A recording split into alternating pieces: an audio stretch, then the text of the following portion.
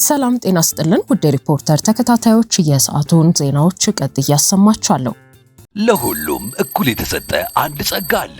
ጊዜ የተሰጡትን በሚገባ የሚጠቀሙት ግን ጥቂቶች ናቸው።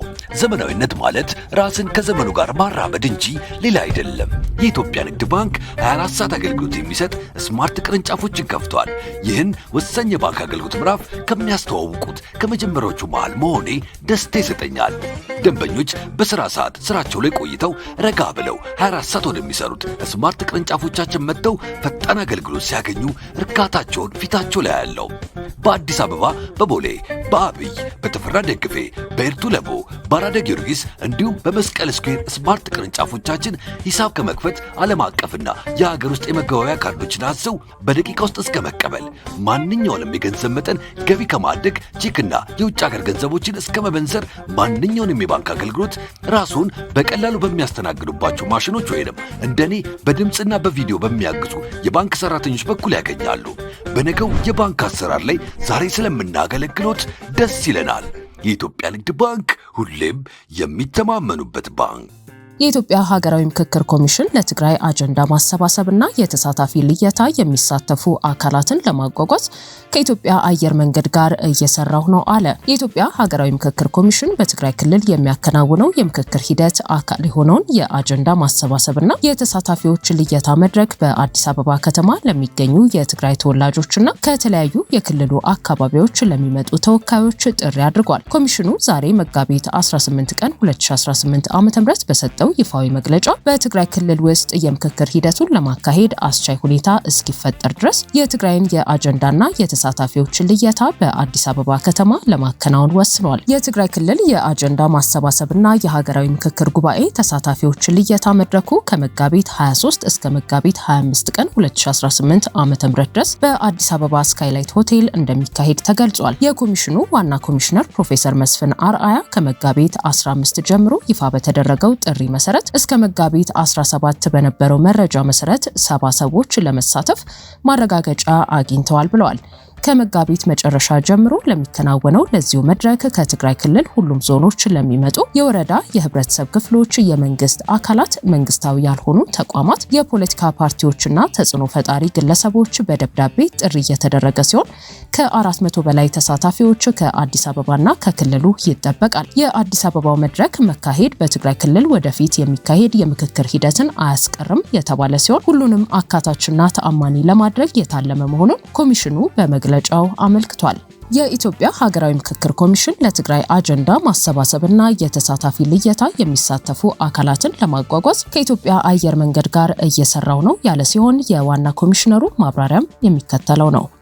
እስካሁን ድረስ ከትናንትናው ድረስ እንኳን ከ70 በላይ የሚሆኑ ከተለያዩ ቦታ ያሉ የትግራይ ተወላጆች ለመሳተፍ ነፃ በሆነው ክፍት በመሆነው መስመር መሰረት ጥያቄዎቻቸውን አቅርበው ጥያቄዎቻቸው ተቀባይነትን አግኝተዋል። ይሄ በየትኛውም ቦታ ያሉ ኢትዮጵያውያን ማለት በኢትዮጵያ ውስጥ ያሉ ኢትዮጵያውያን የትግራይ ተወላጆች እንዲሳተፉ ለማድረግ ነው። ይሄ እንግዲህ አንዱ አካሄዳችን ነው። ሌላው ወደ አዲስ አበባ መምጣታቸው አጀንዳዎቻቸውን እንዲሰጡ ነው። ይህን ንግግራችን መግለጫችን ላይ አቅርበናል። ወደ አዲስ አበባ መጥተው አጀንዳ ይሰጣሉ። አዲስ አበባ ያሉም ተጋሩ ይቀርባሉ፣ ተመካክረው አጀንዳቸውን ይሰጣሉ። ይሄ የምክክሩ ዋናው መዳረሻ ስራ ነው። ዋናው የጉባኤው መዳረሻ ስራ ነው።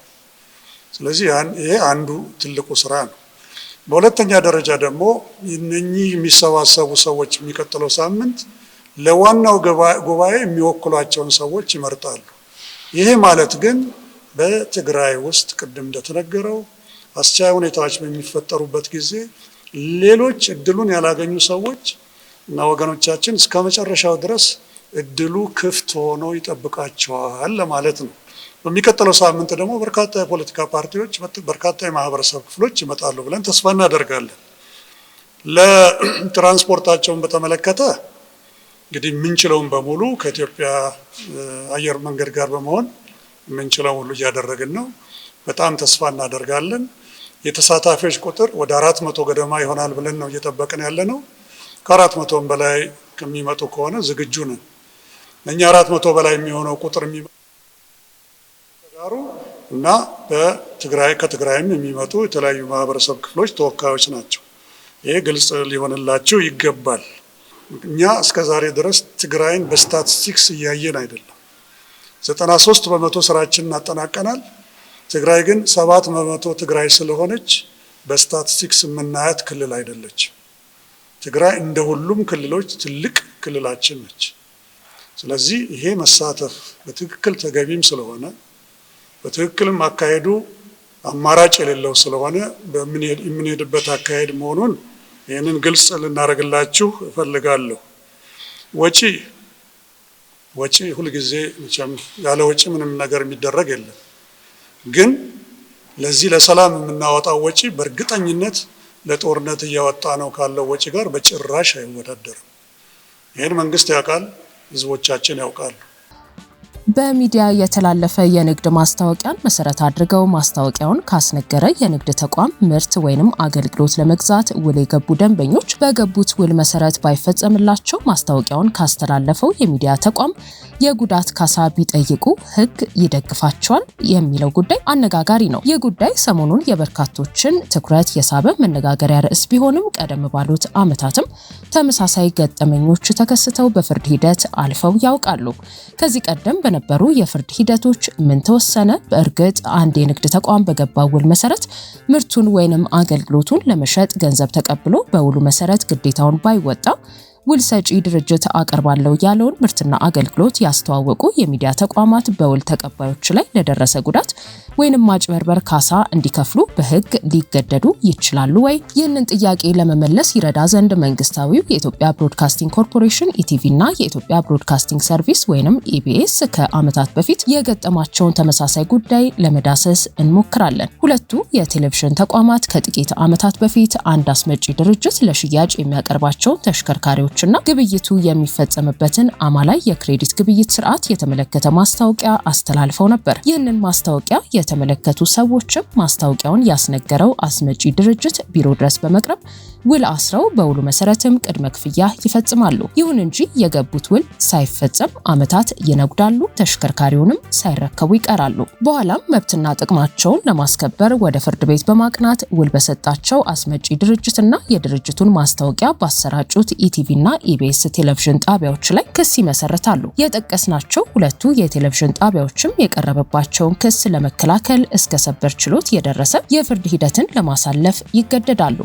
ይሁን እንጂ ጉዳዩን በስተመጨረሻ የተመለከተው የጠቅላይ ፍርድ ቤት ሰበር ሰሚ ችሎት ሁለቱ የቴሌቪዥን ተቋማት ባስተዋወቁት ማስታወቂያ ምክንያት ኃላፊነት አለባቸው በማለት የጉዳት ካሳ እንዲከፍሉ በሀገሪቱ የፍርድ ሂደት የመጨረሻ የተባለውን ውሳኔ ከጥቂት ዓመታት በፊት ያሳልፍባቸዋል። በዚህ ውሳኔ ቅር የተሰኙት ሁለቱ የቴሌቪዥን ተቋማትም በውሳኔው ላይ የህገ መንግስት ትርጉም ጥያቄ ያቀርባሉ።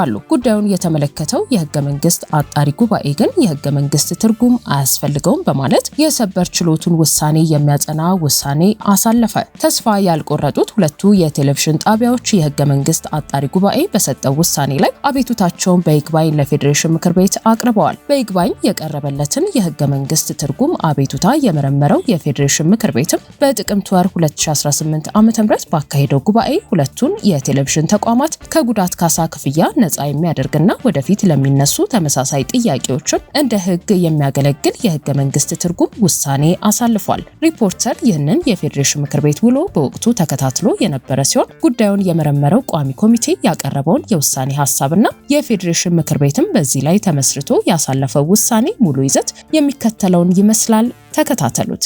ይግባኝ ባይ የኢትዮጵያ ብሮድካስቲንግ ኮርፖሬሽን የኢትዮጵያ ወይም ደግሞ የኢትዮጵያ ቴሌቪዥን ሁለተኛ የኢቢኤስ ቴሌቪዥን ተጠሪ አቶ አምሳሉ ሲሳይ ደምሴና 71 ሰዎች ይግባኝ ባዮች የህገ መንግስት ጉዳዮች አጣሪ ጉባኤ በሰጠው ውሳኔ ቅር በመሰኘት በቀን 13/3 2015 ዓ.ም በተጻፈ የይግባኝ አቤቱታ ፍርድ ቤቶቹ በግዢው ውሉ መሰረት ባለመፈጸሙ ተጠሪዎች ለደረሰባቸው ጉዳት እኛ ኃላፊነት አለባችሁ በማለት መወሰናቸው በህገ መንግስቱ አንቀጽ 41 ንዑስ አንቀጽ 1 ስር የተመለከተውን የሚጥስ ስለሆነ የህገ መንግስት ትርጉም ይሰጥበት ብለዋል።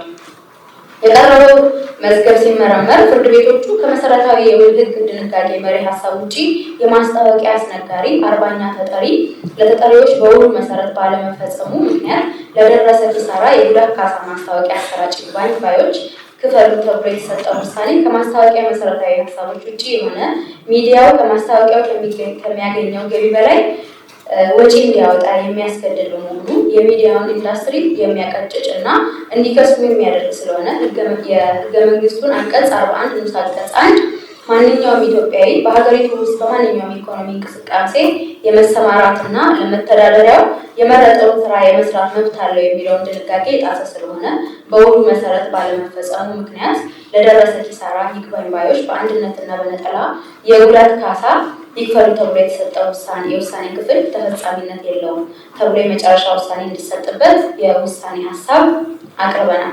ኢቢሲ እና ኢቢኤስ ማስታወቂያ ተናገሩ። ይሄ ማይክራፎን ያምራል ብለው ተናገሩ። ይሄ ማይክራፎን የገዛ ሰው ማይክራፎን እንዳልሆነ ከሆነ ማስታወቂያውን የነገርክበት ኢቲክስ ችግር አለበት ነው ተብሎ መከሰስ ያለበት እንጂ ማስታወቂያ ነጋሪ የማይክራፎኑ ዋጋ ክፍል ሊባል አይገባም። ይሄ የተደረገ ሲኖትራክ ቀሰቀሱ ሚዲያዎች በቃ የሲኖትራክ ዋጋ ክፈሉ ተባሉ። ኢቢሲን ክፈል ተባለ፣ ኢቢኤስን ክፈል ተባለ። ስለዚህ ሚዲያዎች የሚመጣላቸው ማስታወቂያ ይነገራሉ። ይህ ማስታወቂያ የነገርከኝ አንተ ነህ አሳስተኸኛል እና ክፈለኝ። ኦኬ ካሳሳተ የሚዲያ ኤቲክስን ባለመጠበቁ በአዋጁ ተቀመጣል መቀጣት ያለበት የአዋጁ መከበር መቻል እና እንዲህ አይነት ነገሮች አሉ እና በዚህ መንገድ የቀረቡ ናቸው። በቋሚ ኮሚቴው የቀረቡት በመንግስት ትርጉም ያስፈልጋቸዋል ተብሎ የቀረቡ ጉዳዮች በሙሉ ድምፅ በዛሬ በኋላ በሙሉ ድምፅ ጸድቀዋል ማለት ነው። ውድ ሪፖርተር ተከታታዮች የሰዓቱ ዜናዎቻችን እነዚህ ነበሩ። ስላደመጣችሁን ከልብ እናመሰግናለን።